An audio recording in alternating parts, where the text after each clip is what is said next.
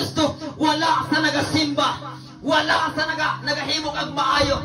Apan ang kaluwasan nato katong tao nga nagilusol og nagbiya og iyang gidawat si Kristo asa personal niya nga manluluwas og nagkinabuhi oyon sa kabubuton sa Ginoo. Di ko musimba kay na ako transaksyon, di ko musimba kay na ako labing importanteng adtuan. Basta gaan nimo ang importansya og importante ang imong transaksyon kaysa tag-iya sa imong kinabuhi.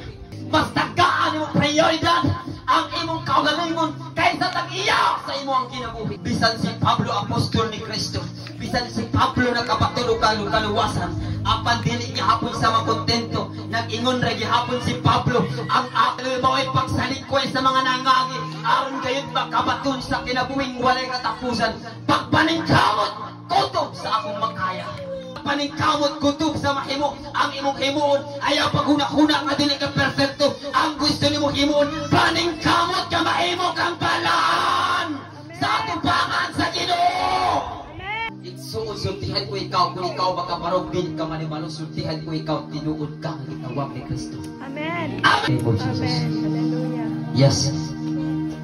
Disiplina. Ang word nga disiplina, ang pulong nga disiplina, tudluan nato ato kaawaligon. Amen. Amen. Kung disiplina ka sa sakit, dawata. Naay mga grabe nga pagsulay nga dili mapugngan. Naay mga grabe nga paglunos nga dili mapugngan.